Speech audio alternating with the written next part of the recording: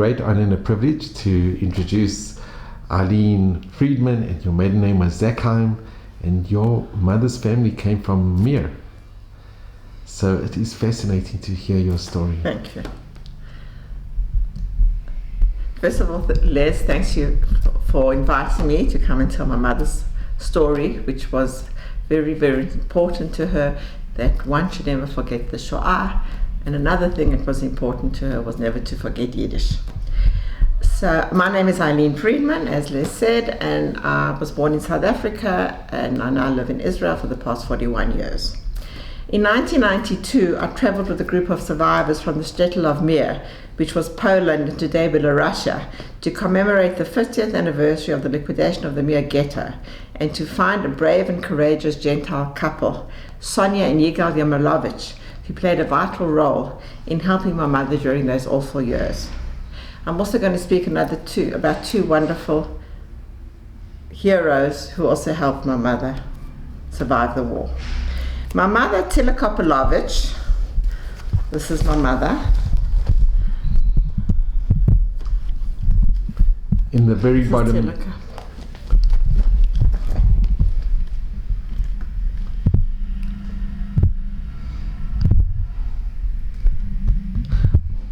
Tila was born in Mir in 1922 to Yisrael Hanan Kopelovich. Her father was a blacksmith.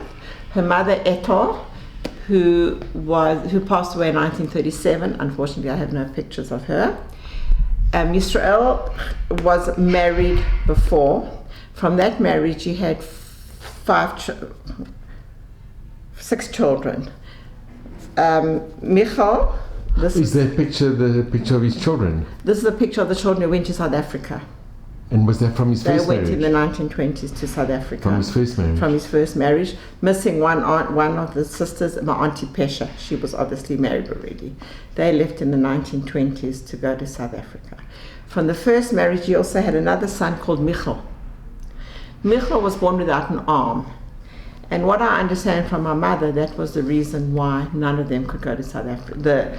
My mother and her little brother and her father didn't go to South Africa because they wanted to stay with Michal. They didn't let him in. My mother, as I said, Tsila, was born in 1922, and her younger brother, Mendel, was born in 1925. Now, I'd like to tell you a little bit about the shtetl of Mir, then we can carry on. I'm sorry, I'm going to be reading. Mir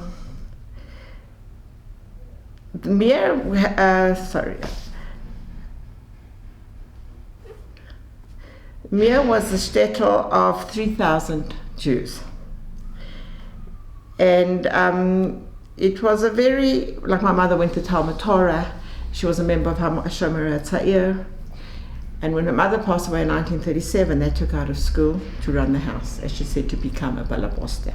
Her older brother Michal was a teacher, and Mendel was a little boy, so she ran the house. When the Germans marched into Mir in 1941, this is when they arrived, she remembered them singing Deutschland über alles, and they were shouting, Das ist a Blitzkrieg, which means this is going to be a quick war. That was in June 1941. All the changes that were made were notified to Jews on placards. For example, the Jews were made to wear yellow Magen David patches, first on the front and then on the back and on the sleeve, and eventually they had to keep it on the back, and I think the front, she told me. They were not allowed to walk on the pavements, on the sidewalks. They had to walk in the street. And she remembers Gentile children who were like neighbors of hers. They used to shout at the Jews when they were walking in the street with sticks and shout, Yud kaput, the end of the Jews, of the Jews in Mir. That's the things she remembered. The Jews were sent to clean houses, to clean streets, and to work at the police and the Gestapo. Soon after the arrival of the Germans in Mir, there was a fire, and half the town was burnt down. She doesn't know why and what. There were a few Jews and a few Gentiles who were murdered during that time, but I can't tell you exactly what. A lot of the Jewish area was burnt down, and my grandfather, they had this tiny little house let in a whole lot of families, neighbors to stay with them. I think at the time there were probably about 15, 20 people staying in this little house. This is the outside of the house. These pictures I took in 1992 when I visited there. This is the outhouse, which didn't change. And this was the oven where they used to cook. And who stays there now when you went? I'll get to that.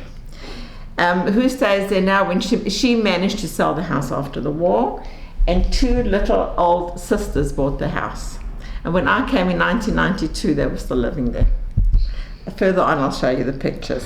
Eileen, can I just ask you, Sure. did your mom ever speak about the yeshiva at Mir? She spoke about it, not much because she wasn't really involved in it. But when I was there in 1992 with a man who grew up with her and a friend of hers, Chaim Shimon, his name was Chaim Shimon Kagan, he was from Winnipeg, and I went walking with him. Sometimes I always say I think I was born I knew Mir better than I knew Johannesburg, because I grew up with my mother telling the stories. And I was walking with him towards the yeshiva, and he was showing me, and he said to me, he described it, he said, you can't imagine what it was like here on Simchat Torah, because all the yeshiva boys would come out, and the young girls from Mir would come and look around, and he said it was an amazing experience. That's what he described. She said that a lot of people used to open their houses in order to make money, and they would feed the yeshiva boys, and some of them even slept in their houses. Not in their house, but that's what she did tell me. But much about the yeshiva, she didn't speak too much about it. And then anyway, so the house burned down. And then during a Shabbat in August, you know what, I just forgot to tell you. I just wanted to tell you about this. By the way, this is the Mir Yeshiva, which today is a post office, which was a post office in 1992. I don't know what it is today, in 1998. I just want to tell you a little bit about the hierarchy of the Gestapo. The chief of the Gestapo, and please remember his name, was Reinhold Hein. This is him. He was in Germany, he was a detective. He was middle-aged. So I think under him there were 5 or 6 German soldiers, okay? And then next door, in the building next door, was the Belarusian police.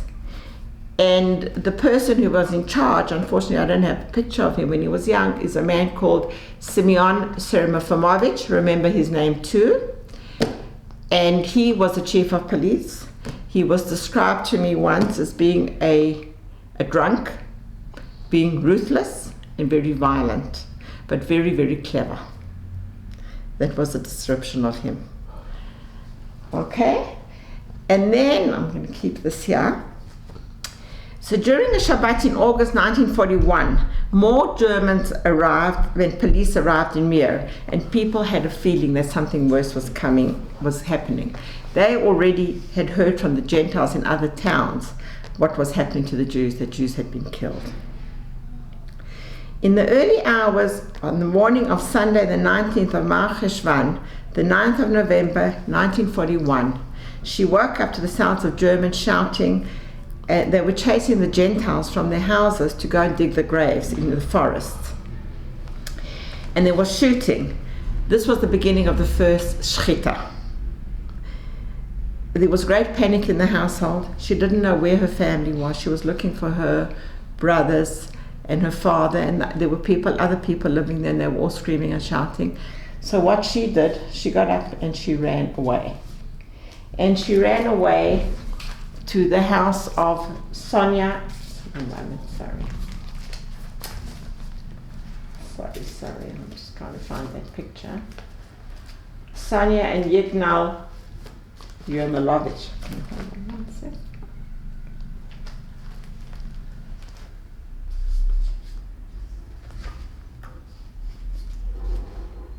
I'll find the picture later of the family. They were they were the late 30s, a Belarusian couple who had a farm on the outskirts of the town, and the family were friends, and my mother used to buy milk from her. They had an adopted daughter called Tonya, and she was a little girl. And my mother ran to Sonia. She knocked on the door and Sonia grabbed her and sent her into the back of the house. There was a stable. And she said, go hide there in the hay. And she hid there in the hay. And to her surprise, I don't know how, but there were another 4 young people, their cousins, Ephraim and Dorfsender, Lika Monica and her 4-year-old daughter, and Hinda, Lika's sister. Lika, her daughter and sister were later killed. A few hours later, the stable door opened, and she heard Sonia say, she knew a bit of German, she says, there's nothing here, there's nix here. So the German said, I will check. And he took a pitchfork, and they started going through the hay. It's an amazing thing that a 4-year-old child was quiet, and he missed all these 5 people. So he said to Sonia, there's nothing here. She said to him, can I close? And he said yes, and they closed. And during this whole time, sorry, what I forgot to mention, at the beginning of 1941, there were 3,000 Jews in here. Please remember that, 3,000. Sonia closed the gate, and this is already midnight, 2-3 o'clock in the morning, and they're shooting. The whole time they just hear shooting and shooting and shooting, but they're waiting and waiting. And then just after dawn, the stable door opens again, and she has Sonia calling Tsela, Tsela. I don't know, and I never asked my mother or Sonia, unfortunately, whether Sonia knew that the other people were hiding there. And my mother didn't answer. And Tsela said, Sonia, it's me. And Sonia said, Tsela, it's me. Don't be scared. And she said to her husband, you know, I know that Tsela's here. I let her in. And one of the boys was holding her by the throat. They were all scared. And then she said to her, don't be scared, come out. And they all came out. Yignal, Sonia's husband, told them that he was taken to dig graves. And they were still shooting and shooting. And he said to them, you know, if Sonia went straight away, my mother always said she ran out to make them latkas. She must have been a bit of a Yiddish mother at heart. And he said to them, you all stay here. And there was still a little bit of shooting. And later in the day, I'll go and see what's going on. And later in the day, he came back and she said he was crying. He said that the streets were full of blood. I mean, it was November, it's rain and snow. And he said people were running around like mad people, like wild. From 3,000 Jews the night before, within not even 18 hours, 850 Jews were left. He went to tell her father that Tsila's okay, she's with them. The father and her brother without the arm, and his wife Rachel were alive, but her little brother Mendel was killed. And he was running, and I'll show you later, the mass grave is in the center of the town, because they just obviously buried them in the center of the town, and he was killed. Anyway, and he said that afterwards, he told my grandfather that once things quietened down, she'll come back to the house. And that's what happened. After 3 days, she returned to the house, and in the beginning of winter of 1941, the remaining Jews were sent to the ghetto. The ghetto was a castle. This is a picture taken many years ago. You can see it's Belarusian. It was a postcard. The Mir ghetto was built, today it's a UNESCO heritage, and no one lived there for years. It belonged to a count by the name of Mirsky, that's why it's called Mir, and it was dilapidated, it was rat infested, obviously there was no running water or nothing, but the remaining 850 Jews had to go live there. I just want to tell you a little bit about how it worked in the ghetto. There was, as I showed you, there was the Gestapo and the Belarusian police, and there was also Judenrat. Do you know what the Judenrat is? So the Judenrat was a committee of the city elders, like the Rabbi Schulman was the head of it, and a friend of my mother's, Lazer Breslin, who survived the war. Remember that name? I have other pictures of him. he was on this Judenrat, and they were the contact between the Belarusian police and the Germans. All the instructions and everything went through them. How much food they were allowed to get and everything. Another thing is they took the Jews to work. So, for example, my mother, Sonia and Yignal, the couple that saves it, made sure she came to work for them. And she helped them around the house and on the farm, but the money didn't go to my mother, didn't go to the Jews. Every week they had to go and give the money to the Germans. And one day, Yignal comes in and he says to Tsila, he says, you know, when I went to pay, I'm not sure if it was by the Germans or by the Belarusian police, they told me that if you know that your girl, called a girl, Tsila, is going to run away, you better warn us. So she said to me, he said, I'll warn them, I will tell you to run away. I mean, they were amazing, amazing people. They really were. So that was that. Now, in the ghetto, there was a young Polish interpreter by the name of Oswald Rufeisen. Oswald was actually a Jew. I'm not a Jew, sorry. No, he was actually a Jew. What happened, he was born in a town, I can't remember the town, on the Polish-Austrian border. So he didn't know Yiddish, but he knew German very well, or the German border. He knew German very well, and he knew Polish very well. And he didn't look very Jewish. He had a younger brother, Aryeh, and parents. They were very Zionistic. He belonged to Akiva, which was a youth movement.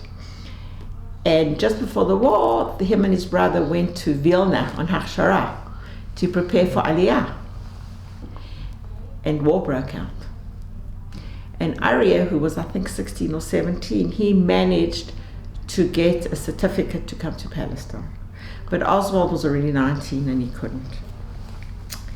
So he started wandering around. He was in the Vilna ghetto, and he was also, he spoke languages, and he was just a very friendly, lovable boy in those days. And he, so as I said, he belonged to Akiva, the youth movement, and he was with the Chevra there, and obviously he had his star. And then he started walking one day. A farmer stopped him with a wagon, and he said to him, you know, do you want work? I'm looking for workers. He said, I've got a big farm on the outskirts of Vilna. So Oswald went, he said to him, take off your star. And they started working there. He says he doesn't know whether the other people, the other workers, knew that he was a Jew. He doesn't know that. But he worked there. And one day a vet came to the farm because he used to work, there were animals, and Oswald worked with the animals. And he said to Oswald, you know, you look like a very, very sad man. And he said, everything just came out. That I'm a Jew, I don't know what's going on. So he said, you know, my suggestion to you is go to the area of Belarus, because maybe there you'll be safer. He says, I've got a brother who's got a little hut, a little farm, they were peasants, in Tourette's, a town called Tourette's. Go there, I'll give you a letter. He started walking to Tourette's. He came to this little village, and the brother was quite surprised. Why all of a sudden he's sending me? He's sending you to me, maybe you're a Jew. And he says, I'm not a Jew. Now you've got to realize all this time that Oswald was also in danger, because he was circumcised. And he says, well, you know, my brother, he's a vet, because it was a very poor little village, and it was very unusual that someone went out of that little village to go and study, and especially to become a vet. He said, fine. So he lived in this little hovel. Now I'm going back to Mir. The Gestapo, they answered, their headquarters were in Baranovich, which, by the way, my father is from, which is about 50 kilometers from Mir. And the Gestapo and the Belarusian police were in charge of little villages around Mir. And the one day, Serafimovich, the chief of police, the Belarusian, came to Tourette's on business. And during that time, people knew, the villagers knew that Oswald knows German. So they often used him and they'd call him. And they needed him for Seremofovich. And he said to me he thinks that Seremofovich was a little bit drunk. But he said he was a tall, handsome-looking, very impressive man. And he started translating, and he said to him, I need a teacher and a translator. Maybe you want to come to Mir. I'm leaving tomorrow morning. You can live with me in the house, and you can come and work for me and help me. Leaving tomorrow morning. If you want, come. Now, Oswald went home and he said, I'm a Jew, but I'm going to work for the Belarusians and the Gestapo. And this he told me because I knew him. He said, I made a decision. If I'm going to do it, I'm going to go out and help my brethren. Actually, anyone. He said, anyone who's in trouble, I'm going to help them. And that's what he did. And he arrived in Mir. He arrived in Mir. This is a picture of him. Where's my picture? Sorry. This is a picture of Oswald before he put on, because at the beginning as an interpreter, he didn't have to have a uniform. But then he had to put on the uniform. He was very well liked. He stayed in the house with Seremofovich, and he made friends with some of the girls around there, and he was very well liked. And also the one who took a great shine to him was Hein, the German Gestapo.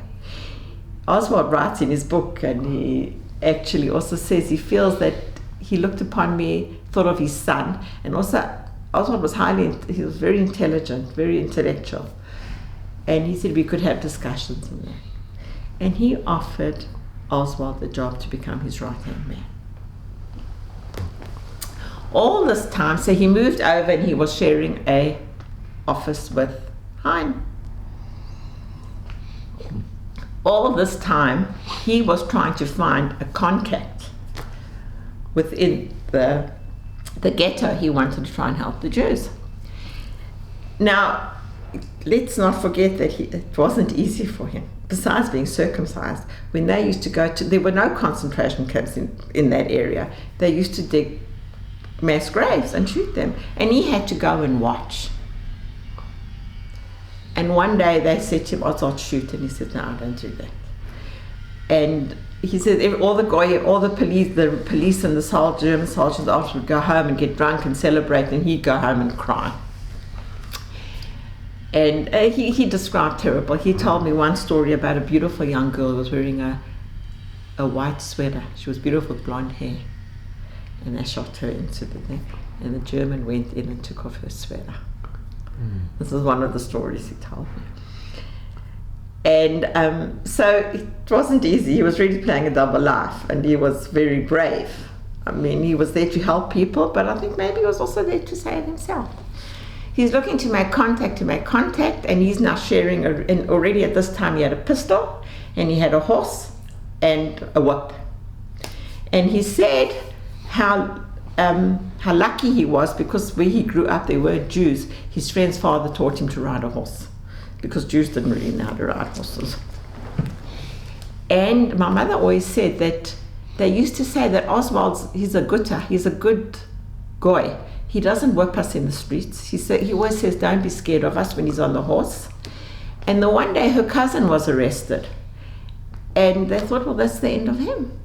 And it wasn't the end of him. He came back and he said, that guy's an angel, because he takes the whole story around, and they let me go. So, but no one ever suspected anything. Although I think some of the Belarusian police suspect something. I don't know. But they liked him, and now he was second in command there with Hein. I mean, he had the whole armory in the cupboard there next to him. He's looking to make a contact, and all of a sudden a young electrician comes into the office, and he recognizes him. A boy by the name of Beryl Resnick, Berishka. This is Berishka Resnick. He was an electrician. Which way? He's on the right, and this is Berishka here. Berishka in Hebrew it's Dov. And he recognizes him from Vilna. They were in Akiva together in the youth movement. So he says, I'd like to speak to you later, meet me outside. And this guy, anyway, they go and meet outside. And he says, it's me, it's Oswald. Rufeisen. We were in Akiva together. He says, look, I want to help you. In the meantime, all these youngsters were trying to organize an uprising, and they wanted arms and everything. So he said to Oswald, to Bereshka, I don't want anyone to know that I'm a Jew. Take 2 or 3 people that you trust and let them know. And we can start working. No one must know that I'm helping you. And that's what happened. There were a few who knew, and he started bringing arms. Started sending, because he had the armory there. And he started helping to bring in used to send, but I know he's written how many guns it's written down and how many bullets and everything. And as I said, in 1992, when I went to Mir, I went with the survivors. And as we got off the bus, there was this little old lady waiting. I was the first off the bus, and she said in Yiddish, "Where's Oswald? Where's Oswald?" I said, "He's coming." "Why? Who are you?" She was one of the girls who used to clean the offices, the Gestapo offices, and he used to give her bullets, whatever. She used to put it under her dress, and they had a place where to hide it, a slick, and then it would go in. And they managed to bring in quite a lot. So they brought in a lot. The Judenrat did know that someone's helping them. Did they know it was Oswald? I'm not sure. Yeah, I think they did, but they didn't know that Oswald was a Jew. No one knew that Oswald was a Jew. Good or bad, I don't know. Anyway, one day he walks into the office, and Hein, the chief of his police, is on the phone to the headquarters in Baranovich. Yes, jawohl, the 13th of August. He puts down the phone and he says to Oswald, "You're the only one that knows. On the 13th of August, we're liquidating the ghetto. There's 850 Jews in the ghetto." Oswald gets on arranges to meet Bereshka. He says, "No uprising, nothing. I'm leaving the gates open." He was very powerful. He says on the Saturday night, I think it was the 9th of August, he said, "I'm going to leave the Sunday night. I think Saturday night going into Sunday. I'm going to leave the gates open, and whoever can, just tell people to run." He says, "I will take the army, the soldiers, everything. I will tell them there's something happening in the other villages, and we'll all go." My mother had an amazing memory. That's why I know all these dates. And she said she didn't know anything. But they went on Shabbat morning. They went into the courtyard. What happened was that Bereshka told the Judenrat this is happening, but they didn't tell him that Oswald's the thing. And the Judenrat used to always they used to first of all bribe the mayor, which didn't help them at all. And they used to go and bribe the Germans as much as they can, and Hein and the Gestapo. And they made a meeting, Rabbi Schulman with Lazer Bresler. Lazer's this man. And they went in there and they said to him, "Will you please," and they tried to bribe him. They put jewelry over, and he said, "I can't take this." And the rabbi said to him, "Would you just make sure that it will be a dignified death?" And this is all in Oswald's book. And in the morning, Shabbat morning, my mother goes downstairs and everyone's in the courtyard talking. What I think and what I understood from on my trips, and I can't blame these young people, they didn't want women and they didn't want children to go running with them. I think no one's judging them. They wanted strong young men. You got to go into the forest. And she has people talking. And then she said, I felt it in my bones. What's her description? I think, yeah. It was, that evening, Rabbi Schulman walked around the crowd, that was her description in the book, and said, "Leave if you like." Then I heard that people will be escaping on the 9th of August, Sunday night. I knew that death was close by, so I decided to run away with some boys and girls. I escaped in order not to give myself up to avoid death. As my mom described, there was a great panic. Also, only a handful of people knew that Oswald was a Jew, and many did not want to go. They were scared to run into the forest. Her father told her and her brother, Michal without the arm, and the sister-in-law, you must go. I am too old, but you must run. So Michal and her and his wife ran out that night. And this is her description. She said she ran out of the window. She said, I pushed myself through the window as I did some of my friends. They told us that the gate was locked. Later on, I found out that this was not true. Well, that was a big argument with her and Oswald. He said it was open, but anyway. I checked it out. I ran with a few boys and girls. We lost our way. Many of the girls did not know the way. Some of them returned to the ghetto. I knew the area well, but we were running around in circles, and I lost everyone. And I roamed the countryside by myself alone. Okay? Nobody is sure exactly of how many people escaped that night, but it is believed between 180 and 300. Okay, now I'm leaving Mama Tzila in the forest, and I'm going back to the ghetto. What happened was that a Jew from Lodz by the name of Stanislavski, he was in Mir in the ghetto. I think he was married to a Jewish woman, I'm not sure. He had a meeting with Hein, now, with the Gestapo. Now what happened was that Oswald, he thought, well, good, no one knows. I mean, he walked into the office and a German comes in to tell Hein that Jews escaped. So Hein said, how many? He said about 200. He says that's not so bad. In other towns, much more were lost, were escaped and finished. And so Oswald thought, phew, okay, they're out and safe, and I'm off the hook. In the meantime, this Stanislavski, and Oswald went out to do whatever he had to do, and then he sees Hein outside with the Stanislavski talking. And Oswald thought, that's strange, because Hein always calls me when he needs with Jews and whatever. And then they called Seramafomovich, the chief of police. And now he really didn't know what was going on. He sat in the office and he did his work, and Hein comes in. And Hein says to him, Oswald, that Jew says that you helped the Jews escape. He says, is it true? He said, yes. He said, now why did you tell me the truth? Oswald said to me, he said that this Hein was a good man, and he said he loved Oswald very much, looked upon him as a son. He said, why did you tell the truth? I would never have believed him. I would have believed you if you would have said no. He says, no, I don't know what to do. I have to arrest you. Anyway, he arrested him. He put him under for a day overnight. He made sure that he had a coat. They had to put him into a cell. And he made sure, I don't know the name of one of the policemen to watch him. And he also was on good terms with the policeman. The policeman went out to go to the toilet, and there was an open window, and Oswald ran away. And the police were running after him, and the general running after him, and he ran, and he was hiding for days, and he was also going in circles. He already heard the shooting in the forest.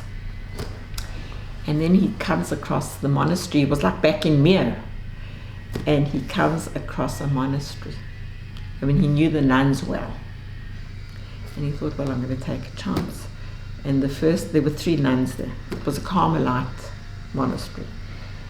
Was it a Carmelite? I think so.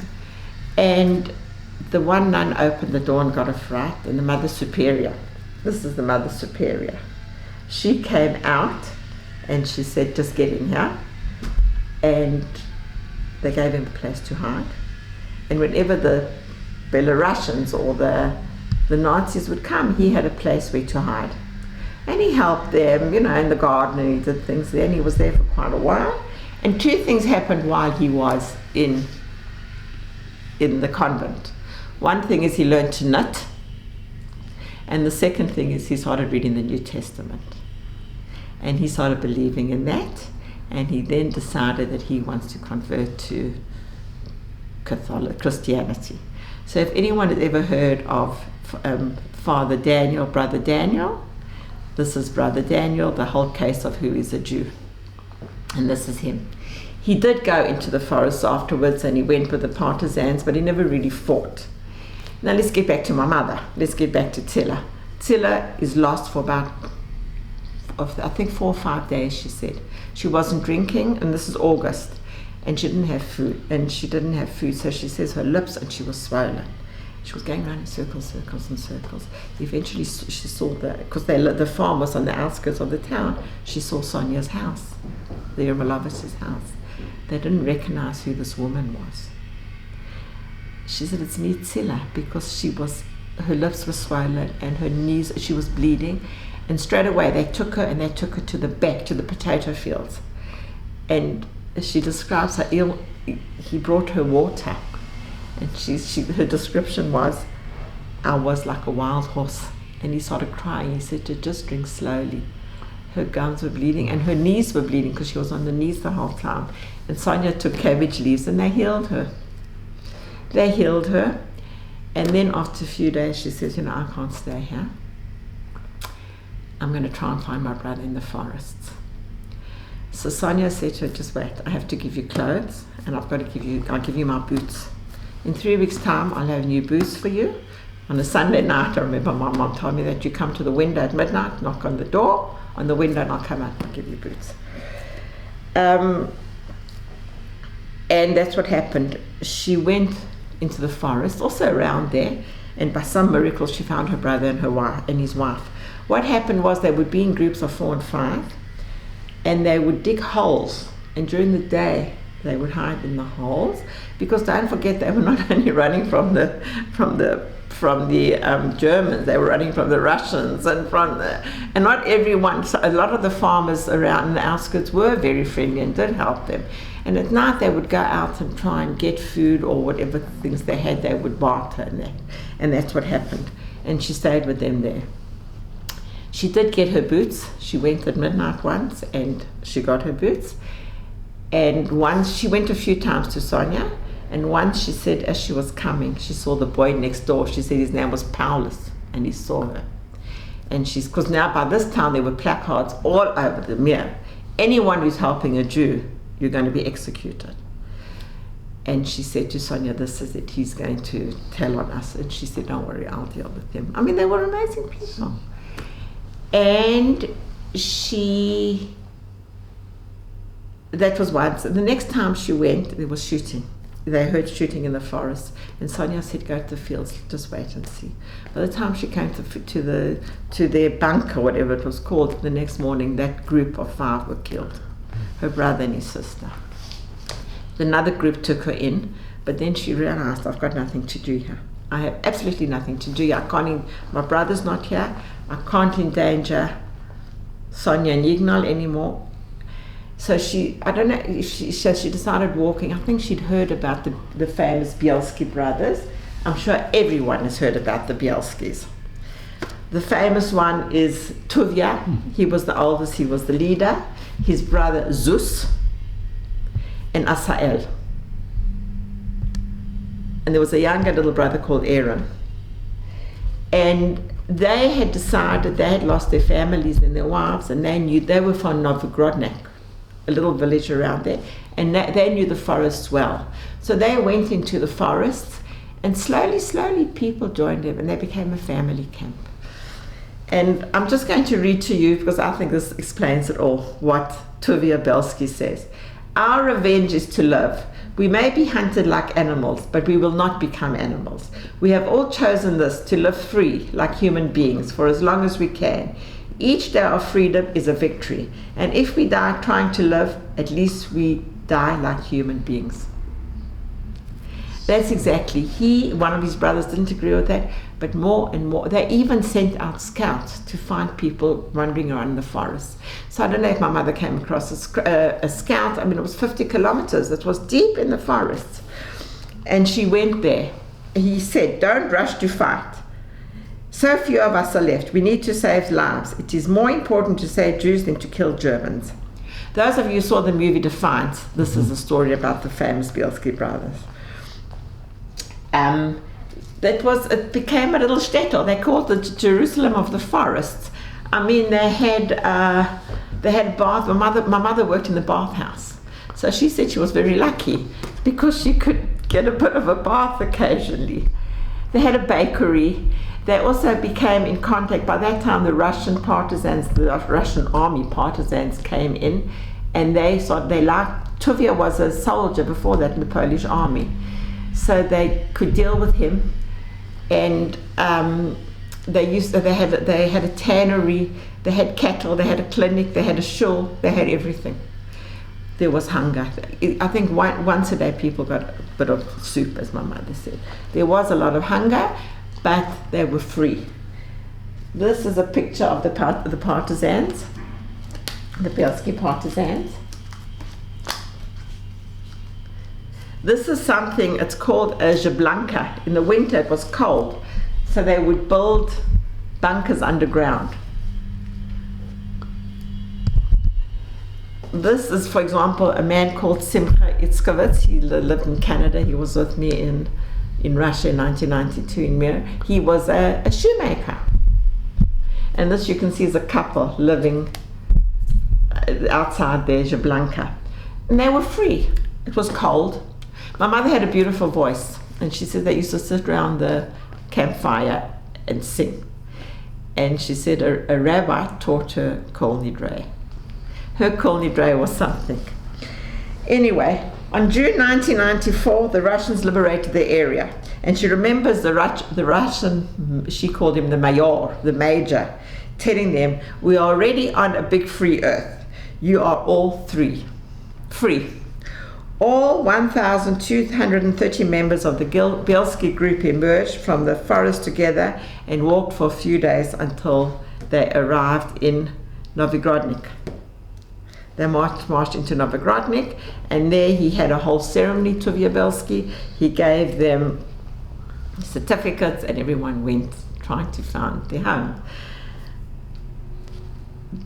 A lot of the people survived. There were even children there that survived. There's a woman who lives in Jerusalem. She was a little girl.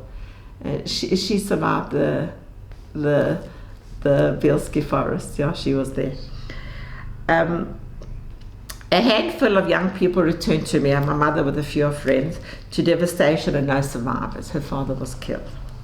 She went straight to her house because she knew before they went to the ghetto, her father told a neighbor, "Look after the house for me. We're not coming back," thinking they're going to come back. She came into the house, and as she described it, it was full of non-Jews. She got a shock, and the woman in charge says, "This is the lady in charge of the house." But my mother got such a fright, she ran away, and she ran to Sonia. Where else is she going to run? And Sonia took her and said, "No, that is your house. You have to go back there." And she said, she went back with Sonia, and the woman agreed. My mother said she was very nice. She let me sleep in the same bed as her daughter, and she gave me a perina, a duvet, and a cushion. And she stayed there with them, but most of the day she spent with Sonia at Ignal, and she got a job in a shop. Now, some of the survivors decided this is nothing to do here, we have to get to the American zone. Most of them wanted to get to the American zone and go to Palestine or wherever they had family. And the house was hers. So Ignal said to her, "I'm going to sell it for you." He did, and he says, "We only ask for Russian gold because you've got a long journey ahead of you." And he sold the house, and she wanted to give him a commission, and he wouldn't take nothing. He said, "You've got a long way to go." He took her and her friends, the Kagans, who were with her the whole time, and he took them to the train station in Stolz, which was a little village next door, and they started their wanderings to get to the American zone, which is another story. And I don't know if I'm sure many of you have heard about the word Amcha. Amcha means, she said, when people would, all the survivors were all over Europe. She'd been to Prague, she was all over. And if they would see another Jew, but they didn't want to say, "Are you a Jew?" they'd say, Umcha. I don't know, I use that in Yiddish. That means, "Are you my people?" And the minute they'd say yes, they'd hug and kiss to see if maybe they knew someone. And they eventually got to the DP camp in Munich. And they were in Landsberg.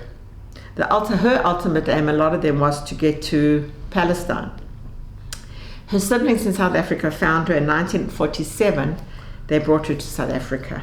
Now, I would just like to show you some pictures of the life in Landsberg. It's amazing how these survivors, and there were concentration camp survivors and everything, how in those years the joint helped them. The joint helped my mother find her siblings find my mother, and the joint was there for them, and it's an amazing thing. So I just want to show you some pictures of their, here they're her close friends. They're all sitting around, and Eileen, if you can. It's just pictures of them wonderful. living in Landsberg, in the DP camps camp. outside. Most of them, they worked in shops and they were waiting, Don't forget, as my mother says, no one wanted us. You couldn't get in anywhere. She couldn't get into South Africa. It took till 1947.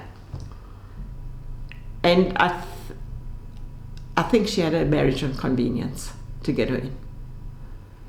And you she never come. told me that, but I found out. But they didn't let you into South Africa, into America, and England, nowhere. And Palestine, of course not. Yeah, the white paper, the British That's white right, 1947. So they were all waiting. They were in limbo. They got married, they had children, and this is their lives. There was theatre, there was a shul. Hang on, what have I got here? You can see there's advertisements and everything. And this is a telegram that went to my Auntie Fagel, my mother's half-sister, to say this Laser Breslin, who was the head of the Judenrat, he had sent a telegram to his brother in Palestine to say they're alive, and the only one that survived from the Kopalovitz family was Tsila. And it went to my Auntie Fagel's. She had a shop in Pritchard Street, and that's when they got the telegram, and that's when they started working to try and bring her to South Africa, because she wanted to go to Palestine. That is what she wanted to do, but of course she went to her family. These, I think, is also very beautiful. These are letters and postcards and pictures before my mother was leaving, that they all gave her pictures and notes. I'm not going to read it to you in Yiddish, but these are her friend Chaim Shimon. He wrote beautifully. I can just try and translate something so you'll know. This is Tuesday, 15th 7th, 1947. Dear representative of the Sharita Plita, from Mir, Tsila, today is the last day that you are with us, the last minutes that we can speak of our memories. I write you a few words as the green, cursed fields and forests pass by. You have reached your goal after wandering in the muddy forests of White Russia, which carried the name Safe Place, meaning the Bielskis. I believe that these sad times will never leave you. Chaim Shimon Kagan. I'll show you a picture of him later. He immigrated to Winnipeg. And then another one he wrote here from his sister Sarah Kagan. My dearest Tsila, today is so sad for me to part with you. I mean, they'd been through all this hell together. I believe that you feel that you were a sister in our family. My sadness is also happiness for you, that you will be reunited with your family. I therefore wish you, as a sister from deep in my heart, a happy and fruitful future. Sarah Kagan Ozerski immigrated with a husband to Winnipeg, Canada. She got married in Landsberg. There's more pictures here from all of them. Here, this Shana Tova greetings. They lived waiting to go somewhere. And there's another one which... Okay, let me just tell you this story and that's it. This woman, her name was Esther. I can't remember what her surname was. She was a very good friend of my mother's. She was a beautiful woman, and in the forests, a Polish partisan, he was a general, he fell in love with her. This is him, one of them here. This is 1948 in Lodge, and they got married, and he saved a lot of Jews. And this is Esther in 1998 with my sister and I in Mir. And her husband was made a righteous Gentile. When they had to get out of things became very tough for the Jews, I think, the communists in 1968 or something. They left Poland and they went to live in Denmark. And she passed away. She had come to South Africa, she had family and to see my mother, but she passed away in Denmark. This is a picture she sent my mother with one of her sons. I just thought it's okay, so let's go back. So that was my mother. Sorry.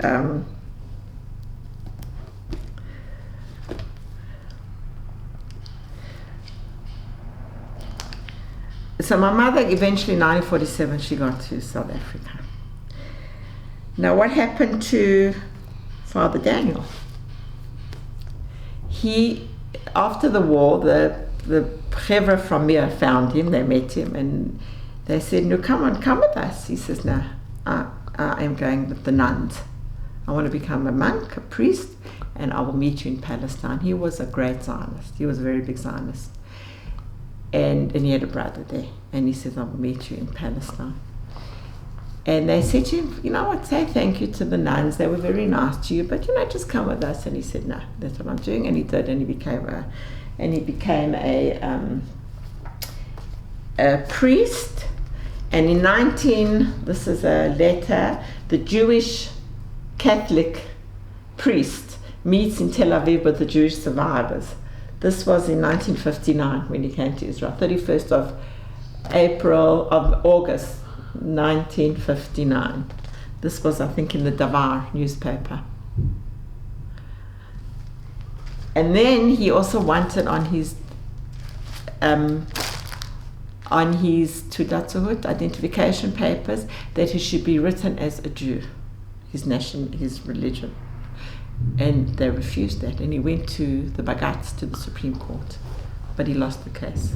And that's why the famous about who is a Jew came from the case of Oswald. Of Brother Daniel? Yeah, of Brother Daniel. Later on in life, he says he doesn't know if he would have gone so far with it. But he became very famous with it. This is an article in Time magazine from 1962 that my mother had. And it's about... Yeah. Saved by Nuns. It's a story about him.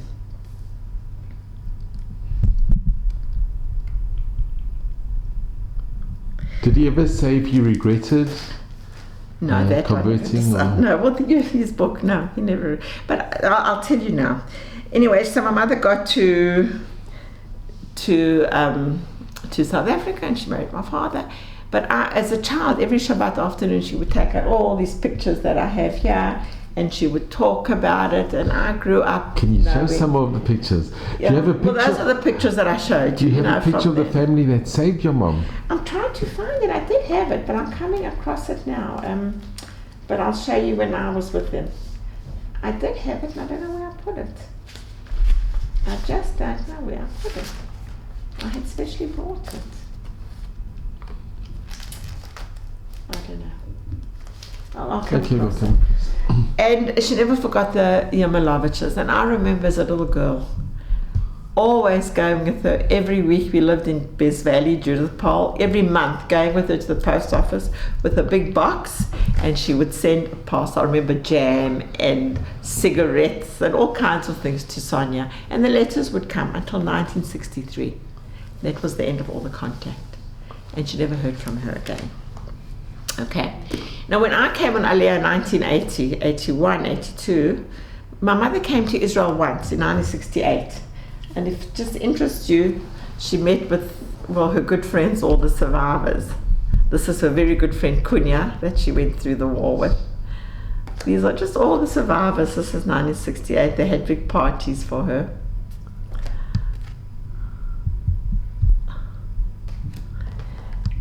And a lot of the Mir people went to a kibbutz called Nir David, which is near Beit Sha'an.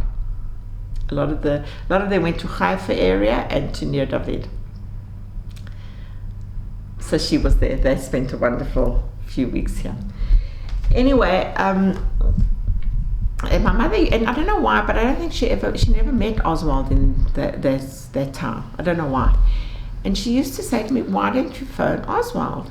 Oh, I went to see not the movie, I would call it documentary called Shoah. Claude Lanzmann in 1984. It was in the community center in Alangevoort, where I live.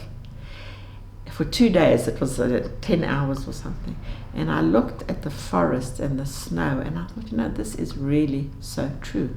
I came back, and I knew that it's in the Stella Maris Monastery. So I phoned, I said, can I please speak to Father Daniel? And he came to the phone. And I said to him, my name is Eileen Fridman. I'm a daughter of one of the girls that you survived. I didn't know that he was so famous. I just thought he's a priest sitting in the Mount Carmel in a monastery. So he said to me, where do you live? This was in 1984, 85. I said, I live in Efrat. He says, I come there every week. I come to that area. I'll come and just to meet you. So I said, well, why do you come there? He says, I come to Bethlehem. He brings all the Vatican. He used to bring he knew, by this time he knew 7 languages. He was a very clever man. He used to bring the students from the Vatican to Bethlehem and to the Herodian. He said, come, I'll drive into Efrat. I'll meet you at the post office that we can meet. Anyway, I'm waiting there. It was November, raining, and this busload arrives with all these young guys looking at me. And the short little sweet man gets off the bus, not in robes, in regular clothes, and he starts kissing me and crying. I said, why are you crying? He says, because every time he sees the daughters of the girls that he saved, it does something for him. Anyway, and he said to me, and we chatted, and he said to me, when my mother used to come to me every year, my father passed away already, and she used to come every year for 3 months. So when she came, we organized a reunion. And this is a lovely article that my late mother-in-law wrote when my mother and Oswald met. This was in 1987. I mean, could you read the article? Sure.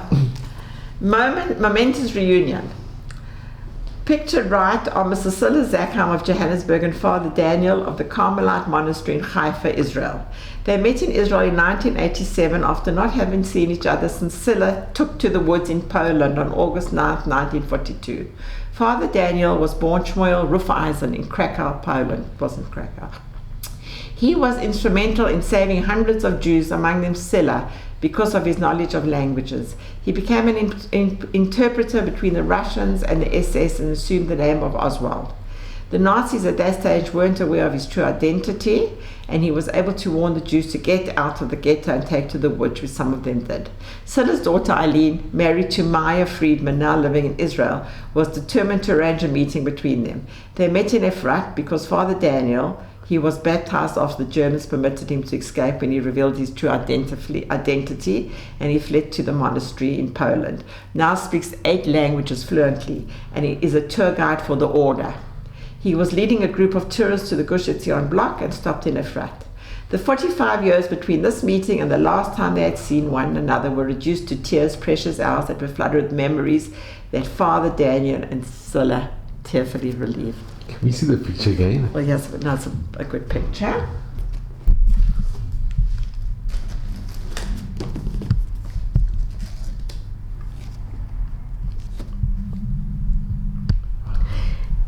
If anyone's interested, this is the book, In the Lion's Den. He took on the name Daniel because he was like Daniel in the lion's den.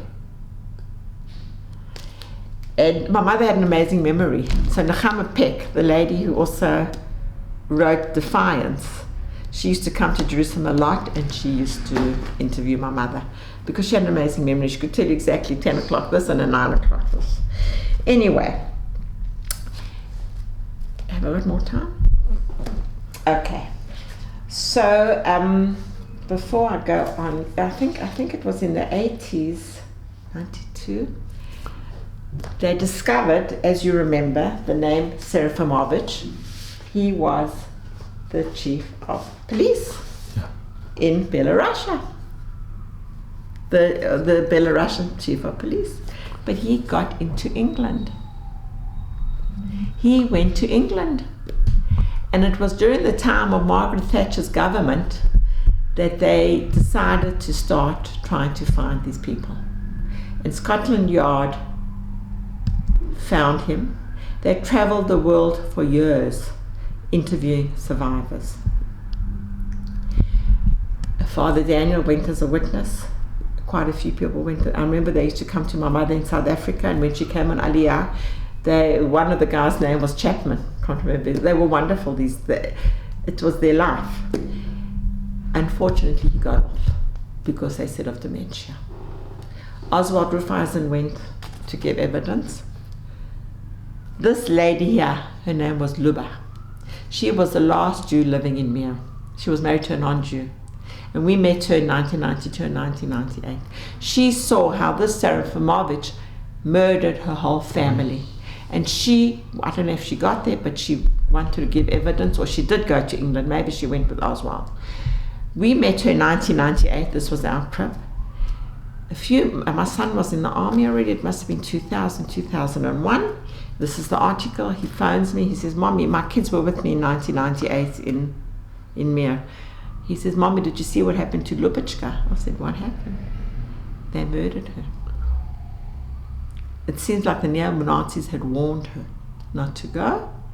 And some Jewish boys from Minsk came to her house to give her food, whatever, and they found that she'd been suffocated. In what year? It must have been 2000. When was this year? I've got the paper here. 27th December. It's not written the year. It must have been about 2000, because my son was in the army 2001. So after she gave evidence? Maybe even 1999, yeah. Anyway, that was a very terrible tragedy. Anyway, in 1992, as I say, my mother told me that the survivors were going to Mir for the 50th anniversary of the liquidation of the ghetto.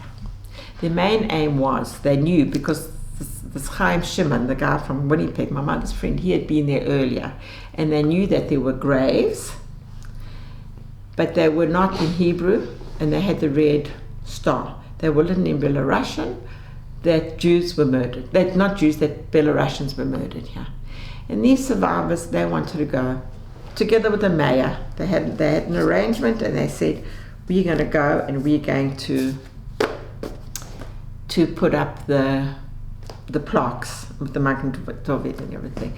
And I decided I want to go with. I said, this is an opportunity to be with the survivors, to hear more stories.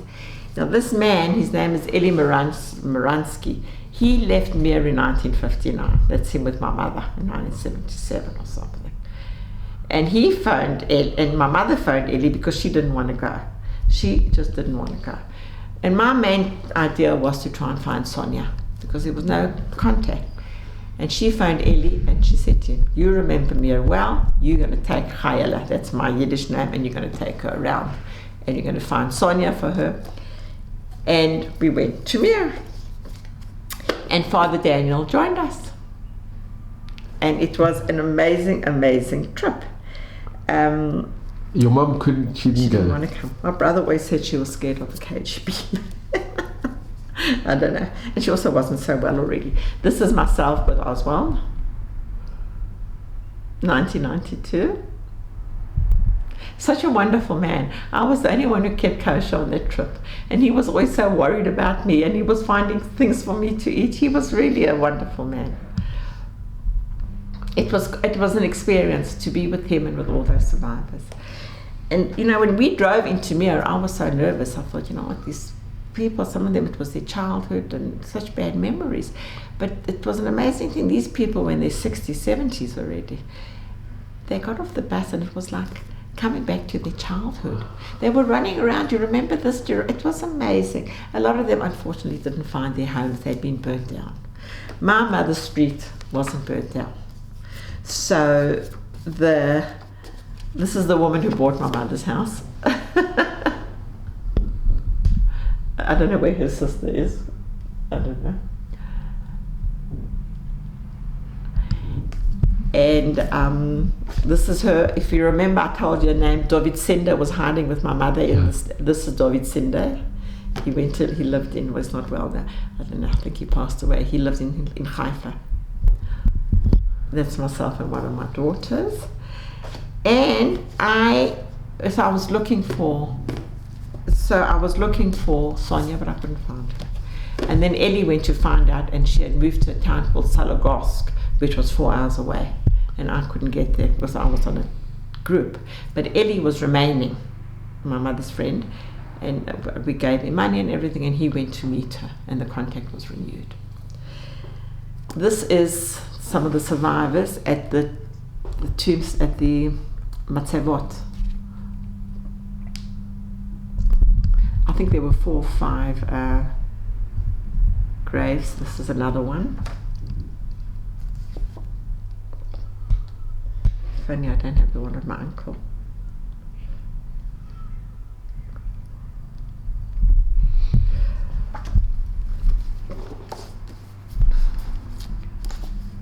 This is the man from Canada, Chaim Shimon. He came. And another woman called Rachel Gelnick. She was my roommate. She was my mother's friend. She lived in Ramat Gan. They all went through the war and Landsberg and everything together. So for me, it was an amazing, amazing experience. Anyway, my mother started writing to Sonia. And she said to her, "Why did you stop writing to me?" In 1963.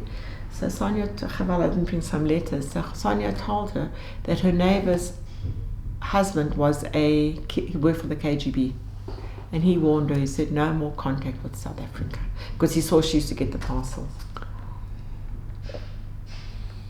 And that was the end of the contact until I got there in 1992. Ignal had died already, so she went to live with her daughter Tonya in Sologorsk.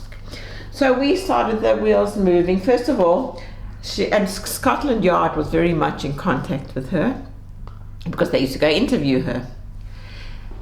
And she wrote an article. There's a whole lot of them. She was an amazing lady.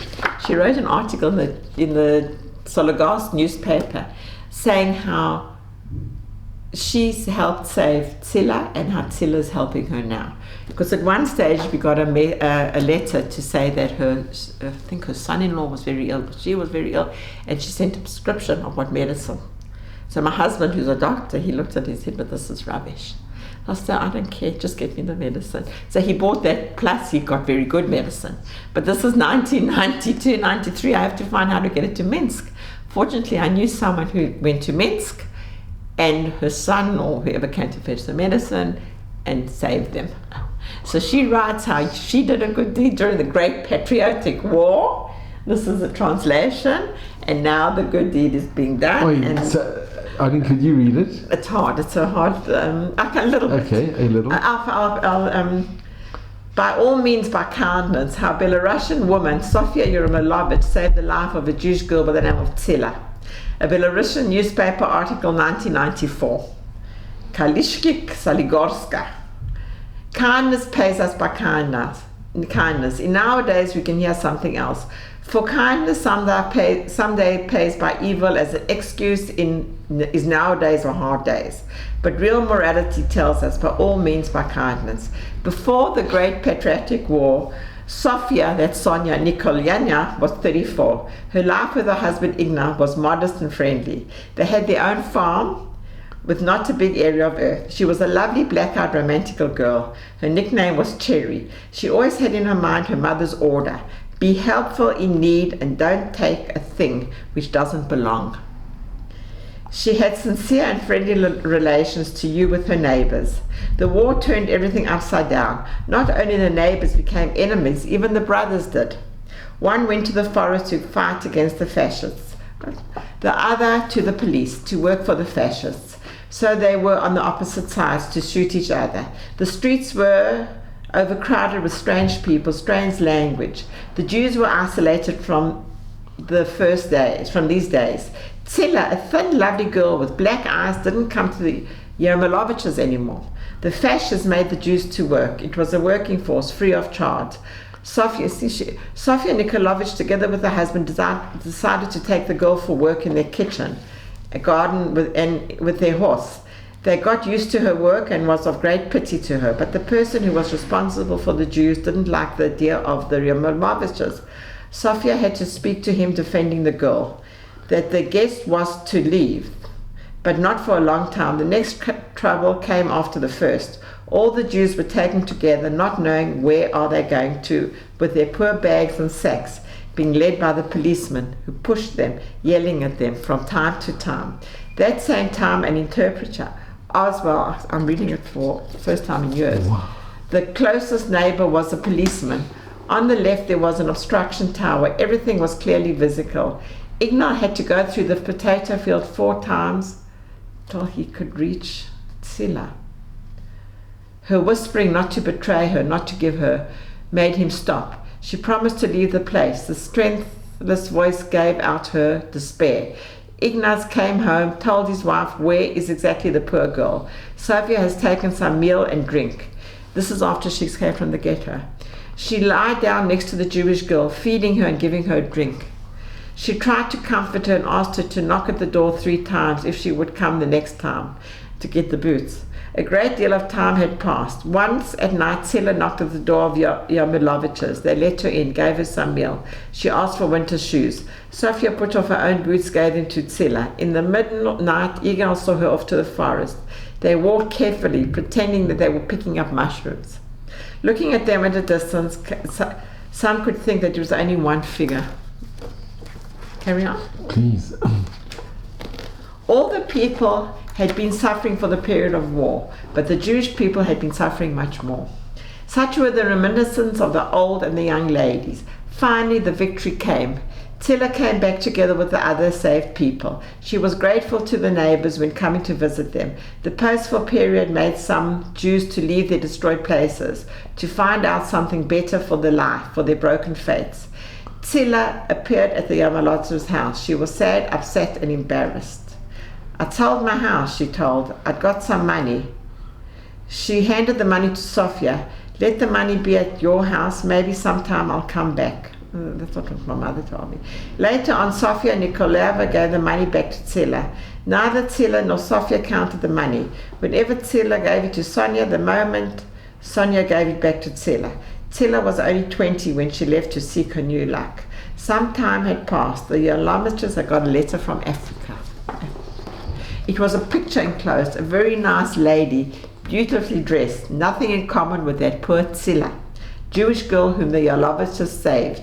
Then one letter more, one picture more. Happily smiled Tzila with her nice husband. Then many letters more, pictures, parcels. Whenever Aunt Sonia wrote a letter in her turn to the African niece, the girl clerk from the safeguard office asked her to stop the correspondence. That moment we could stop the story as even, but once upon a time, Sophia Nikolaevna had a dream, sleeping for a while, that she was going to visit Africa. A knock at the door made her to open her eyes. 3 men, regards from Tzila. One of them was a citizen of the same place in the past, Eli. The other, a lovely young Tzila's grandson, that was later. Sonia was confused, put apples on the table. They were in a rush, wanted to leave. The Africans for the first visited the place Mir, as Tzila asked them. Somebody explained then that Aunt Sonia had sold the house and lived in Sologorsk in the country house. They brought to Sonia greetings at 1,000 rubles. It was 1992. That period was not a big sum of money. More. Tzila couldn't imagine how the state was able to provide its citizens of the money. In 40 years, the women's renewed their correspondent. Dear Sonia, how you're feeling, half in Russian, half in Belarusian. Tzila was writing, I can't forget you. It is impossible to forget you. Once Sonia Nikolaevna's son-in-law got ill. The French medicine could be taken only by the help of Tzila. The parcel was sent to Minsk, 6 packets of Danol. The Belarusian woman did not know that Tzila lived at her daughter's apartment in Israel. It happened so that the medicine was used by Sonia Nikolaeva herself. She lost her consciousness. The blood vessel had broken. The ambulance took her to the hospital. It was a gastric ulcer. Tzila's pills, which were kindly sent by her daughter, have worked. In 11 days, the gastro ulcer formed a scar. Sophia Nikolaeva left the hospital and wrote a letter to Israel. It was addressed to the 70-year-old woman, to the grandmother. But for Sophia Nikolaeva, the woman was the same Jewish black-eyed girl, Tzila, by name. The letter was long and detailed. Everything was about her today's life, about her sad fate, about the necessity of the medicine that came in time. Epilogue. The editorial board is looking through the letters from abroad. Every letter has its first line, Dear Sonia. Sonia Nikolaevna shows the correspondence to a Belarusian newspaper, Narodная Gazeta, of the 4th December 1994, where it was written an article about the execution of the Jewish people. Semyon Seremifonovich, the Belarusian, the same article tells us about a number of Jewish people that were saved by Oswald, the 19-year-old interpreter who works as a Catholic priest in Israel in Haifa. His name is now Father Daniel. He saves human souls.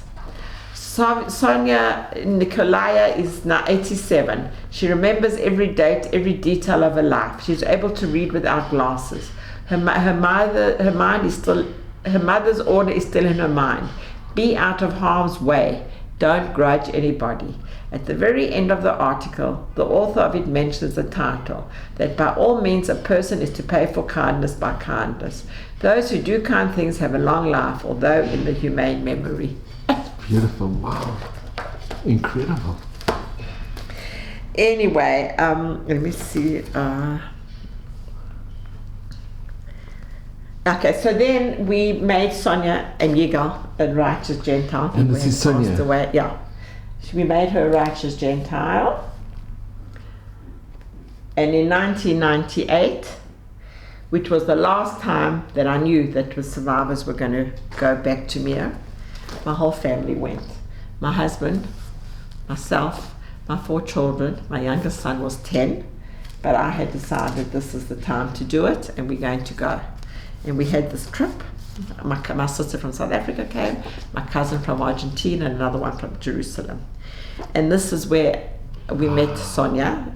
I speak Yiddish, so obviously I had a Yiddish interpreter. It must have been incredibly emotional. Unbelievable, yeah. Sure. And where was she living? With her daughter. This is Tonya, her daughter. Oh, hold on again.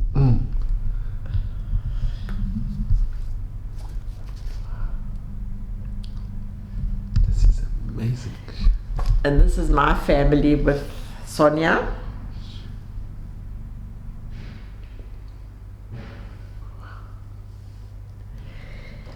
And this is Sonia's children, her daughter, her granddaughter, one of them, and the great-grandchildren with my children, Nadia and I. And how did they all interact? No, it was beautiful. What can I tell you? It was beautiful. It was very special, very special. And I felt that for my mother, I had closed the circle. We made them a righteous Gentile, and she got her certificate. And now I might as well tell you, if we're already talking about Sonia, that in 2017, the Mir Ghetto had it's been recognized by UNESCO, and it became a museum. And on the ground floor, they had made a museum of the Jews of Mir.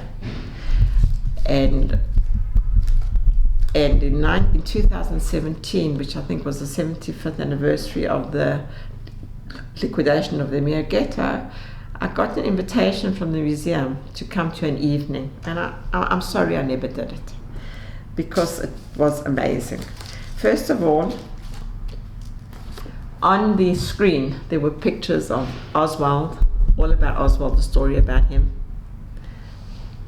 showing him that's when he was young, that's when he became a priest, that's his house where he lived. And then the amazing thing is, Sonia's daughter, Tonya, who was too old, the family came all the way from Sologars, which is 4 hours away, and not a Jew was there, it was all non-Jews. This was the evening, and Tonya spoke about the relationship between her parents and Sila. And her grandchildren spoke. I'm in contact with them. And then, also, I had sent them a picture, I don't know where the picture is, of Tzilah at Yad Vashem. I'd taken her, before I went in 1998, I had taken my mother to Yad Vashem to stand next to the name at the wall, next to the name of Yignal and Sonia, who are Rightous Gentiles. And they put this on the thing. I think it's amazing.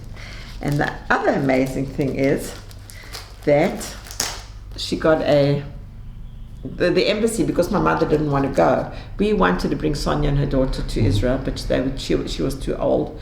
My mother didn't want to go there, and again I regret I didn't go. But the embassy went to Sologorsk and presented her with the certificate, with a medal. The righteous amongst the nations. And the certificate and the medal have all been donated to the museum by the children. That is incredible. I think so too. It's like really closing the circle. Yes. But remember, there wasn't one Jew in that audience. And they're remembering the Jews of Mir. And this family come and tell the story. And they came with her. These are grandchildren with the great-grandchildren. That is amazing, I think. It's incredible. And what I can tell you again is that every year or every second year we try the second generation, because it's no more first generation. The monument of Mir is in the Nachalat Yitzchak cemetery in Tel Aviv. So every year, the survivors, they used to go there every year, including Oswald Rafaisan. And then now the second generation, the third generation, even my grandchildren, the older ones come. And we try as often as once a year, it's Rosh Chodesh Elul, to go there with the second generation. And the one year, a few years ago, Oswald's nephew came from Haifa. My mother, this is my mother when she came on Aliyah. She came on Aliyah in 1993, and this is with all her family. It is magnificent. And it's actually quite amazing that I'm speaking to you today, because she passed away on Rosh Chodesh Adar, which was 3 days ago, in 2003. She's buried in Kfar Etzion, and she passed away in Efrat. She lived in Efrat for 10 years. She loved it. She was very happy. Her dream was to come to Israel, and she came. And just to finish off, I don't know if you've heard about the Bud Arolson Museum, the archives. In 2007, they opened the archives in Germany, that you can find out all kinds of information. And I knew about it because I volunteered with an Auschwitz survivor, and she got all the information. And I just sent off, I said, what can you tell me about my mother, Tzilah Kopelovich? And it's actually amazing what I got a few weeks ago. Everything when she arrived in Landsberg.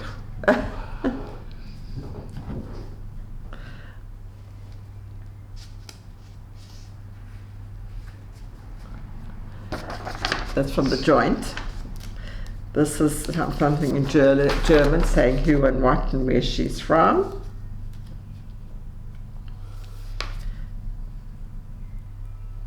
And this also says Tzilah Kopelovich, although her birthday is wrong. And it says a Krankenhaus, so it says a hospital. I think she obviously had to go and be checked before they took her in. And this is when she left for South Africa.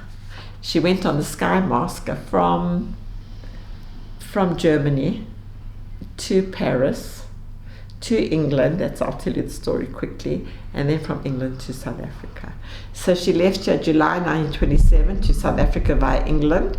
She went on Munich, SA 103, Kopelovich Tzilah. And what happened was, when she got to, she stayed in France for 6 weeks. And the guy from the joint, he said to her, because he was putting onto a train to get to England, he said to her, now when you go on the train, you must put on a white band. He didn't tell her why. So she got off the train at night, I'm not sure where in England, one of the stations in London, and she's standing with a suitcase. Nothing's happening, and it's night, and no one's coming to meet her. And a British bobby came up to her, And he said to her, "Can I help you?" I don't know how she knew the words, but she said to him, "I'm lost." And he said to her, "Yes, I can see that. Can I have your papers?" She gave him the papers. He said, "Look, there's nothing I can do now. I'll take you home and you'll come stay with me. In the morning, we'll see what we can do." And she said she went in the police car and he drove around London and he showed her Trafalgar Square, and they came to the house. And she said the wife was wonderful, and they fed her and put her to sleep. And in the morning, the guy from the joint came screaming at her, "Why didn't I was waiting for you? Why didn't you have the white band?" She said, "But why did no one tell me?" Anyway, she stayed in London until she got to South Africa, the Sky Master. And she went, took them 3 days. She said they stopped in the Nile.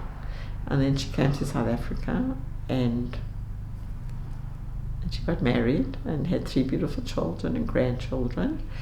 Today we have 2 children in Israel and 1 child in South Africa. And she's got lots of great-grandchildren, Kanan Hora. And we're the ones to tell the story. Her was very important to her, never to forget the Shoah, not to forget Yiddish. So that's what I do. I tell her story. Eileen, how was your mom's interaction with her family when she got to South Africa? Was she very close? She was very close, especially my Auntie Fagel, the woman who brought her, very close to her. And they remained all the years? Yeah. My late father and my Auntie Fagel never had children. And she was very close to her, to all of them, but she was very close to my Auntie Fagel. She looked like her mother. And she never had a mother. She lost her mother in 1937. She was young. And don't forget, these siblings were half siblings. Yeah, they were half siblings. But they were fine. It was her family. And I was the youngest because all my cousins were much, much older. One brother went to Argentina. And I have a cousin here in Jerusalem today, Shirley Rock. Wow. And your mom used to speak to you a lot about the She never wanted us Mir? to forget. We knew everything from the day I was born. From the day I was born, from my brother's older than me. My brother didn't know English until he went to school. Our home was a Yiddish-speaking home. And she always spoke about it. And she was a very modest woman. She wasn't interested in clothes. She was just interested in her children. She was one of those survivors that, thank God I'm alive and nothing matters to me, just to look after my children, to feed them. She made sure she wasn't religious at all. She never even lit candles. She left that back in the forest. Wasn't religious at all. But she wanted us to have a Jewish education, and we went to King David. That was very important to her. But she never lit candles. My grandmother from my Boba from my father's side lived with us. But she was religious, but my mother nothing. But she was very, very Zionist. She was also but she was very Jewish, and very Zionistic as well. Yeah. She wanted to come to Palestine. We used to watch on Yom Ha'atzmaut, I'd sit and watch the Har Herzl with her, and she'd cry when she'd see the soldiers. Wow. And she'd say, who would have believed that we were lying in the griba, lying in the graves, and when my 2 kids, when my son went to the army and my daughter, she was very proud of them, very proud. And she passed away in 2003. So I'm just going to thank you, Eileen. It was a long one, wow. So Eileen, that was absolutely, you really did, and it was amazing. And Eileen, I just want to thank you really. It's been incredible hearing the story. Not only the story, but your life and your mother's life, and she's so proud of you, and obviously she's looking from above, and I want to thank you for giving me the opportunity for my nieces, my nephews, my great nieces, and for the generations to come. You're incredible. That's what's important. Well, I want to thank you so much. Thank you. And maybe you can mention about the Mir. This is the Mir. Oh well, this is after the war. Every little village, every shtetl published a book about their shtetl, and this was published in Israel in 1958, I think, and it tells everything. This is the yeshiva, and it's got a map of what Mir was like at the beginning, and it's in Yiddish and in Hebrew, and it tells you about the beginning of Mir, pictures. It tells you about famous people. Our president Zalman Shazar came from here. It tells you of famous Rabbonim. And then it goes through, there's the Chronot of the Yeshiva, Memories of the Yeshiva of Mir. Someone wrote an article. And then Memories of the Past, what it looked like, these little shtetls. And obviously, and it tells you it was a very active theatre. My Auntie Fager was a Yiddish actress, and she was also a teacher. So she's features here a lot. There was a lot of culture. There's Hashomer HaTzair and I don't know what Akiva and all those. My mother always used to laugh and said they were always fighting. Politics, they were always fighting. There was the veto. My mother remembers putting money in the Keren Kayemet box. It was 2,000 Jews, and it was an active community. And then, this is a story about this Sipurei HaMuflash Shel Oswald Rufai, so the story about Oswald. And people who fell, the partisanim, the ones who survived, my mother's names here. People who fell in the wars, the Israeli wars, 1948. I'm just trying to see. I had a picture. Well, this is the picture of the Judenrat, and this is who I said that Laser Breslin. He's actually a family in South Africa. He used to come to us a lot, and he was in the Judenrat, a partisan, and that's him in Israel many years later. That's Laser. This is in 1952. He sent it to my mother. So they really were like a family. People kept in touch. Well, they did. The ones, I'm trying to see where my uncle's picture is.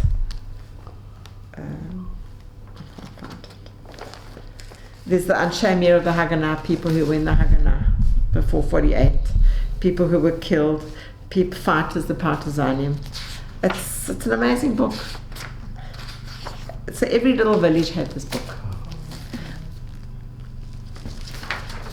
Eileen, thank you so much. Yeah, and good. You can edit whatever you want. Never, there's not one How word. long was it? But I just want to mention, by you relating the story, and by you every year and on Yom HaShoah, and you speak about it, you're perpetuating the memories. And well, the one thing I do want, I don't know if important.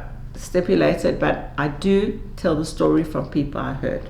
For example, my mother, from Oswald Rufai, and what he told me, the survivors when I was with them, it's stories and facts that I heard. It's not, some of it, I read about, Oswald gave me his book, but most of it's the things that I heard from my mother. And I remember, if I can just say, I remember saying to Sonia, why did you do this with an interpreter?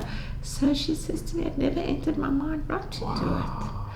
She says, the fact is, she was almost 90.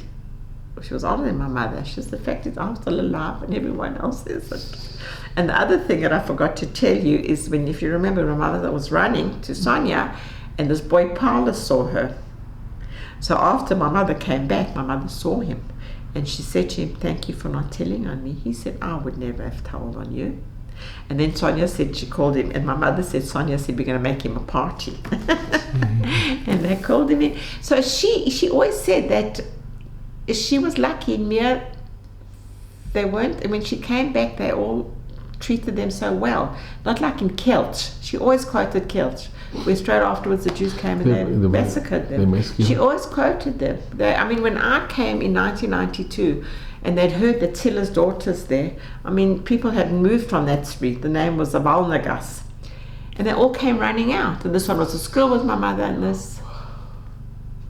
And you never felt any anti-Jewish feeling? No. But what I did find is when I came with survivors, one of them, Resnick, he had a lot of sweets. He was just coming with sweets and throwing. I said, what are you doing? He says, this is my nakama. This is my revenge. I'm giving them sweets now. But they were happy to see us, and they were telling stories. There was this young man, what was his name? Gurovich, he passed away afterwards. He was a young boy, he was 13 or 14. And he was shot, he was between the partisanim, he was on a horse, and he used to go from camp to camp. He was a messenger, and he got shot. And the other young boys covered him with leaves, so they wouldn't see. They went to call one of the one of the farmers who was friendly towards the partisanim, and they took him and they saved him. And when we were there in 1992, he went to the daughters and they had a big reunion. You know, I'm not saying everyone was like, a lot of them turned against the Jews, but obviously, you know, afterwards in 1992, they're going to tell us that they were all good. But my mother she was saved by these people. And they risked their lives to save your mom. The Ramaloviches, definitely. Yeah. And she also realized that's why she felt she has to go further. She has to go far away from here. She realized she can't endanger them more. They definitely risked their lives. Yeah. They were and it's an amazing how she has passed on this message to her daughter and her grandchildren who came to this evening to speak about it. It's incredible. It really is incredible. Isn't it? I think so. I think it's amazing. Wow. And well, may their memories just be for eternal blessing, and this is the kavod of your mother on her yahrzeit, which is... It's legamre. It's Mina I Shamayim. didn't realize it while I was talking. Yeah, 18 years. Wow. Yeah. Well, and I feel so that I much. closed the circle. This was my mother. This was her life. She always spoke about it, and I feel that I closed the circle. I was fortunate enough twice to be able to go to Mir, to see it, and to speak to people, and I closed the circle. I think especially meeting Sonia and to meet them and to be with all these survivors who I knew them here and there. But you know, when my mother came on Aliyah, I made a big lunch. Father Daniel, and they all came. It was amazing. It was very special. Well, this has been incredibly special, and thank you so very, much. very much. That's to be. Thank you.